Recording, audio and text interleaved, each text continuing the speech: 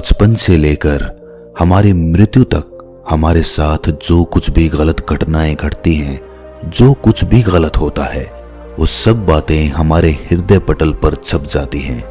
वो हमें हमेशा याद रहती हैं। हम इन्हें चाहकर भी भुला नहीं सकते। लेकिन जब भी हमारे साथ कोई और नई घटना घटती है या फिर हमारे साथ कुछ गलत होता है, तो हम अपने आप से ये जरूर कहते हैं कि हमारी तो किस्मत ही खराब थी, हमने तो पूरी कोशिश की थी, या फिर हमारा तो कोई दोष ही नहीं था। और जब हमारी किस्मत ही खराब है तो हम कर ही क्या सकते हैं। अगर आप भी यही सोचते हैं और यही मानते हैं तो आज की ये कहानी आपके लिए ही है। बहुत समय पहले की बात है। किसी नगरी में एक व्यक्ति रहा करता था। वो अपनी किस्मत को लेकर बहुत रोया करता था। उसे लगता था कि उसकी किस्मत बहुत खराब है और भगवान ने ना जाने क्यों उसकी किस्मत ऐसी लिखी है। एक दिन वो व्यक्ति एक सड़क से होकर गुजर रहा था। तभी उसने देखा कि एक बौद्ध भिक्षु ध्यान में लीन बैठे हुए हैं। वो उन बौद्ध भिक्षु के पास पहुंच गया और उनसे कहने लगा कि हे गुरुवर, क्या आप मेरी मदद कर सकते हैं? इस पर बौद्ध भिक्षु कहते हैं कि बताओ, तुम्हें क्या समस्या है और तुम यहाँ पर क्यों आए हो? वो व्यक्ति बौद्ध भिक्षु से कहता है कि हे गुरुवर, मैं बहुत दुखी हूं, बहुत परेशान हूं। मैं जो कुछ भी करता हूं सब कुछ उल्टा ही हो जाता है। जो कुछ भी करने की कोशिश करता हूं वो सब खराब हो जाता है। मेरे हाथों द्वारा किया हुआ हर काम पूरी तरह से बिगड़ जाता है। फिर चाहे मैं उस काम को कितनी भी अच्छी तरह से क्यों ना कर लूं, कितना भी मन लगाकर क्यों ना करूं, लेकिन वो काम कभी भी सफल नहीं हो पाता। मेरी किस्मत मेरा साथ ही नहीं देती है और मैं आज इसीलिए आपके पास आया हूं। मैंने सुना है कि आप सभी समस्याओं का समाधान कर देते हैं, तो आज आप मेरी समस्या का समाधान कर दीजिए। मेरी इस फूटी किस्मत का कोई उपाय बताइए। मेरी किस्मत इतनी खराब क्यों है? क्या आप मेरी इस फूटी किस्मत का इलाज कर सकते हैं? इसे ठीक कर सकते हैं? वो बौद्ध भिक्षु उस आदमी की सारी बातें ध्यान पूर्वक सुन रहे थे और फिर वो बौद्ध भिक्षु उस व्यक्ति से कहते हैं, फूटी किस्मत, कहाँ है तुम्हारी फूटी किस्मत? और तुम्हें कैसे पता कि तुम्हारी किस्मत फूटी हुई है? इसका जवाब देते हुए वो आदमी बौद्ध भिक्षु से कहता है, अगर मेरे हाथों से कोई काम बन ही नहीं रहा है, मैं जिस काम को भी हाथ लगाता हूं वो सारा काम बिगड़ जाता है। फिर मैं चाहे कितनी भी मेहनत क्यों ना कर लूं, मैं चाहे कुछ भी कर लूं, मैं किसी भी कार्य में सफल नहीं हो पाता। तो इसका क्या अर्थ हुआ? क्या मेरी किस्मत फूटी हुई नहीं है? जब मैं पैदा हुआ तो मेरे माता पिता गुजर गए। पास के ही एक अनाथ आश्रम ने मुझे गोद ले लिया था। मेरा पालन पोषण वहीं पर हुआ और जब मैं बड़ा हो गया तो मुझे एक लड़की से प्रेम हो गया, लेकिन उस लड़की ने भी मुझे धोखा दे दिया। उस लड़की ने किसी और से विवाह कर लिया। ये सब देखकर मैं पूरी तरह से टूट चुका था। मेरा आत्मविश्वास पूरी तरह से बिखर चुका था। जैसे तैसे मेरे मित्रों ने मुझे संभाला। उन्होंने मुझे समझाया कि मुझे आगे बढ़ना चाहिए, मुझे इन सब चीज़ों को भूल जाना चाहिए। मैंने आगे बढ़ने की कोशिश की। मैंने अपने एक मित्र के साथ मिलकर एक छोटा सा व्यापार शुरू किया, लेकिन यहाँ पर भी मेरी किस्मत ने मेरा साथ नहीं दिया। मैंने जिसके साथ वो व्यापार शुरू किया था, मेरे उस मित्र ने सारा व्यापार मुझसे हड़प लिया और मुझे उस व्यापार से बेदखल कर दिया। मैं एक बार फिर से पूरी तरह से टूट चुका था। मेरे मन में अब केवल एक ही ख्याल था, मेरे इस तरह जीने का क्या अर्थ है? क्या मेरी किस्मत केवल धोखा खाने की है? क्या मुझे जीने का कोई हक नहीं? क्या मुझे खुशियां पाने का कोई हक नहीं? क्या मेरी किस्मत फूटी हुई नहीं है? क्या आप मेरी इस किस्मत को ठीक कर सकते हैं? इस पर वो बौद्ध भिक्षु उस आदमी से कहते हैं कि अच्छा ये बात है, तो बताओ कहाँ है तुम्हारी वो फूटी किस्मत? लाओ मुझे दो, मैं उसे अभी ठीक कर देता हूँ और तुम उसे लेकर फिर चले जाना। इस पर वो व्यक्ति कहता है, हे बंते, आप ये कैसी बातें कर रहे हैं? भला मैं अपनी किस्मत आपको कैसे दे सकता हूँ? किस्मत कोई ऐसी चीज तो है ही नहीं कि मैंने निकाली और आपको दे दी। वो तो दिखाई तक नहीं देती है। क्या आप ये बात समझ पा रहे हैं कि आप क्या कह रहे हैं? इस पर उस बौद्ध भिक्षु ने कहा, जब तुम्हें किस्मत दिखाई ही नहीं देती और ना तुम इसे लेकर के घूम सकते हो, तो फिर तुम्हें कैसे पता कि तुम्हारी किस्मत फूटी हुई है? फिर तुम्हें कैसे पता कि तुम्हारी किस्मत खराब है? इस पर वो व्यक्ति कहता है, हे गुरुवर, मेरे साथ सब कुछ हो चुका है, मेरा सब कुछ बर्बाद हो चुका है, उसके बाद भी आप ये कह रहे हैं कि मेरी किस्मत खराब नहीं है? मेरे साथ कभी भी कुछ भी अच्छा नहीं होता। मैं जो कार्य करने जाता हूँ सब कुछ गड़बड़ हो जाता है। अगर मेरी किस्मत सही होती तो मेरे सारे कार्य सफल होते। मुझे अपने व्यापार में भी धोखा नहीं मिलता। तो क्या आपको ये नहीं लगता कि मेरी किस्मत खराब है? इस पर वो बौद्ध भिक्षु उस आदमी से कहते हैं, बंते, मुझे तो तुम बिल्कुल ही ठीक नजर आते हो। तुम्हारा हाथ पैर पूरा शरीर पूरी तरह से स्वस्थ नजर आ रहा है। तुम अभी भी ठीक हो, चल फिर रहे हो, जीवन जी रहे हो, सांस ले रहे हो और तुम अभी तक मरे भी नहीं हो। तो फिर तुम्हारी किस्मत कैसे खराब हो सकती है? यदि तुम्हारी किस्मत खराब होती तो तुम बीमार होते, या फिर तुम्हारे शरीर का कोई अंग पूरी तरह से काम नहीं कर रहा होता, या फिर तुम्हारे शरीर का कोई अंग होता ही नहीं, या फिर हो सकता है कि तुम मृत्यु को भी प्राप्त हो जाते। लेकिन जहां तक मैं देख पा रहा हूं ऐसा तो कुछ भी नहीं है। फिर तुम कैसे कह सकते हो कि तुम्हारी किस्मत खराब है? इस बार वो व्यक्ति झल्लाकर बौद्ध भिक्षु से कहता है, हे गुरुवर, लग रहा है आपको मेरी बात समझ में नहीं आ रही है। मैंने आज तक जो भी कार्य करे हैं, उन सभी कार्यों में जो भी पूंजी मैंने लगाई है, वो सब कुछ डूब चुकी है, नष्ट हो चुकी है। और उसके बाद मैंने जो कर्जा लिया था, उस कर्जे का पहाड़ मेरे ऊपर है। सारे कर्जदार मेरे घर खड़े रहते हैं कर्जा लेने के लिए और मुझे धमकियां देते रहते हैं। उन सभी ने मिलकर मेरा घर मुझसे छीन लिया क्योंकि मैं उनका पैसा उन्हें वापस नहीं लौटा सका। और इतना ही नहीं, वो लोग अभी भी मेरे पीछे पड़े हुए हैं कि मैं उनका पैसा लौटा दूं। लेकिन जिस व्यापार में मैंने वो पैसे लगाए थे, वो व्यापार तो किसी और ने हड़प लिया। और जब मैं अपने उस मित्र से पैसे मांगता हूं तो वो भी मुझे पैसे देने से इनकार कर देता है। अब बताइए, मैं उनका कर्जा कैसे लौटाऊं? मैं भला कहां जाऊं? अब मेरे पास तो कोई घर भी नहीं बचा। तो फिर इन हालातों में मैं ये कैसे कह सकता हूं कि मेरी किस्मत सही है? इस पर वो बौद्ध भिक्षु उस व्यक्ति से कहते हैं कि अच्छा, ये बात है, इसका मतलब कि समस्या बहुत गंभीर है। तभी वो व्यक्ति कहता है, हाँ बिल्कुल सही, अब आपने बिल्कुल सही समझा है। मैं इस समय बहुत ही दुखी हूँ। मैं अपने जीवन के बहुत बुरे दौर से गुजर रहा हूँ और मेरी हालत अब मेरे काबू में नहीं है। अब आप ही मेरा आखिरी सहारा हैं। कृपया करके मुझे कोई उपाय बताइए। पर वो बौद्ध भिक्षु उस व्यक्ति से फिर कहता है कि ये तो अच्छी बात है कि तुम जीवित हो और तुम्हारी किस्मत अच्छी है कि तुम अपने इन हालातों का सामना करने के लिए जी रहे हो और तुम अपने इस जीवन की समस्याओं का हल भी कर सकते हो।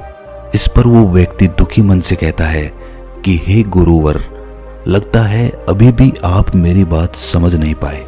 इस पर वो बौद्ध भिक्षु उस व्यक्ति से कहता है कि नहीं, मैं तुम्हारी बात को अच्छी तरह से समझ चुका हूं, लेकिन तुम मेरी बातों को नहीं समझ पा रहे हो। इतना कहकर वो बौद्ध भिक्षु उस व्यक्ति का हाथ पकड़कर एक नदी के किनारे ले जाते हैं और उस आदमी से कहते हैं कि बंते, इस नदी को ध्यान से देखो, तुम्हें क्या दिखाई दे रहा है? वो आदमी कहता है कि नदी जोरों से बह रही है, इसका बहाव बहुत तेज है। तब वो बौद्ध भिक्षु उस आदमी से कहते हैं कि यदि मैं किसी पेड़ का एक पत्ता इस नदी में गिरा दूं तो वो किस दिशा में बहता हुआ जाएगा? वो आदमी कहता है कि हे गुरुवर, जिस दिशा में नदी बह रही है ठीक उसी दिशा में वो पत्ता भी चला जाएगा। तब वो बौद्ध भिक्षु उस आदमी से कहते हैं कि बिल्कुल सही कहा है तुमने। अब बताओ मुझे कि इस पत्ते की किस्मत किसके हाथों में है? इस पर वो आदमी कहता है, हे गुरुवर, उस पत्ते की किस्मत इस नदी के हाथों में है। वो जहां चाहे इसे बहा कर ले जा सकती है क्योंकि इसका बहाव बहुत तेज है। तब वो बौद्ध भिक्षु मुस्कुराते हुए उस आदमी से कहते हैं, और मान लो कि वो पत्ता सिर्फ मेरे हाथों में ही है और मैं चाहे उसे नदी में फेंकूं या ना फेंकूं, तो बताओ उस पत्ते की किस्मत क्या होगी? इसका जवाब देते हुए वो आदमी कहता है कि इस हिसाब से तो पत्ते की किस्मत आपके हाथों में हुई। आप चाहे तो उसे नदी में फेंक सकते हैं या फिर आप चाहें तो उस पत्ते को कहीं और भी फेंक सकते हैं। इस पर वो बौद्ध भिक्षु मुस्कुराकर उस आदमी से कहते हैं, इस पत्ते की किस्मत ना तो नदी के हाथों में है और ना ही मेरे, क्योंकि मैं चाहे कितने भी कोशिश कर लूं, यदि एक पत्ता किसी वृक्ष से टूट चुका है तो वो आज नहीं तो कल सूख ही जाएगा। जब तक वो पत्ता किसी पेड़ से जुड़ा हुआ है तब तक उसे भोजन मिल रहा है, ऊर्जा मिल रही है, लेकिन जैसे ही वो पत्ता पेड़ से अलग हो जाता है तो उसे ये सब मिलना बंद हो जाता है। तो अब बताओ उसकी किस्मत अच्छी है या बुरी? तब वो आदमी कहता है कि हे गुरुवर, ऐसे तो उसकी किस्मत बुरी ही है, क्योंकि पेड़ पर रहने पर उसे भोजन और ऊर्जा दोनों ही मिल रहे थे, इस कारण से वो फल फूल रहा था। लेकिन पेड़ से अलग होने के बाद उसे वो भोजन और ऊर्जा प्राप्त नहीं होगी। तभी वो बौद्ध भिक्षु एक डाली से एक पत्ते को तोड़कर कहता है, ये पत्ता मेरे हाथ में है और ये अभी तक सूखा भी नहीं है, इसके अंदर अभी भी ऊर्जा है, भोजन है जिससे वो अभी भी कुछ कर सकता है, इसमें अभी भी जीवन बाकी है। तभी अचानक जोर की हवा चली और उन गुरुवर के हाथों से वो पत्ता उड़कर थोड़ी दूरी पर जा गिरा। इस पर वो बौद्ध भिक्षु उस आदमी से कहते हैं, तुमने देखा, यदि ये पत्ता अभी तक उस पेड़ से जुड़ा हुआ होता तो उतनी दूर उड़कर कभी नहीं जा पाता। आज ये पत्ता पेड़ से अलग होकर पूरी तरह से स्वतंत्र हो चुका है और इसने अभी अभी उड़ने का आनंद भी उठाया है, जो ये पेड़ पर रहकर कभी नहीं कर सकता था। इतना कहते हुए वो बौद्ध भिक्षु उस पत्ते के पास पहुंचे और उस पत्ते को उठाकर नदी में फेंक दिया और उस आदमी से कहा, इसकी किस्मत कैसी है? इस पर वो आदमी उन बौद्ध भिक्षु से कहता है, अब इसकी किस्मत बहुत अच्छी है, क्योंकि ये अब नदी में तैर रहा है, लेकिन अभी भी ये नदी के बहाव के साथ ही बहता हुआ जाएगा, इसे कोई रोक नहीं सकता। इसका जवाब देते हुए बौद्ध भिक्षु कहते हैं, ये पत्ता नदी में तैरने का आनंद जरूर ले रहा है, लेकिन साथ ही साथ ये अपने ऊपर ना जाने कितने ही छोटे छोटे जीव जंतुओं को बचाएगा, उनको जीवन दान देगा और ना जाने कितने ही जीव जंतुओं को ये एक किनारे से दूसरे किनारे तक पहुंचाने में उनकी मदद भी करेगा। इसके बाद वो बौद्ध भिक्षु फिर से उस आदमी से पूछते हैं कि अब बताओ पत्ते की किस्मत कैसी है? तो वो आदमी कहता है कि हे गुरुवर, अब तो इसकी किस्मत बहुत अच्छी है, क्योंकि ये किसी के काम आ रहा है और ये किसी का जीवन भी बचा रहा है, इसीलिए इसकी किस्मत तो बहुत अच्छी हो गई। पर मेरी किस्मत वो कैसे अच्छी होगी? ये तो आपने कुछ बताया ही नहीं। तब वो बौद्ध भिक्षु उस आदमी से कहते हैं कि मान लो कि तुम्हें इस नदी को पार करना है और तुम नदी में उतरते हो, तो पहले तुम मुझे ये बताओ कि तुम किस दिशा में अच्छी तरह से तैर सकोगे। इस पर वो आदमी जवाब देते हुए कहता है कि गुरुवर, जिस दिशा में नदी बह रही है उसी दिशा में तैरना आसान होगा और मैं उस दिशा में आसानी से तैरता हुआ चला जाऊंगा। उस आदमी की ये बातें सुनकर बौद्ध भिक्षु कहते हैं, और यदि मान लो कि तुम्हें इस नदी के बहाव के विपरीत दिशा में तैरना हो, तब तुम क्या करोगे? क्या तुम्हारी किस्मत तब भी अच्छी होगी? वो आदमी कहता है कि नहीं गुरुवर, तब तो मुझे और ज्यादा मेहनत करनी पड़ेगी, तब मेरी किस्मत भला अच्छी कैसे हो सकती है?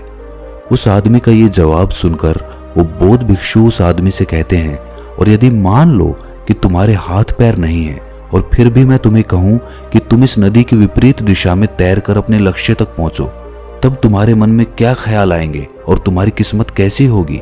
इस पर वो आदमी कहता है कि हे गुरुवर, अगर मेरे हाथ पैर ही नहीं होंगे तो मैं विपरीत दिशा में तैरकर अपने लक्ष्य तक कैसे पहुंचूंगा?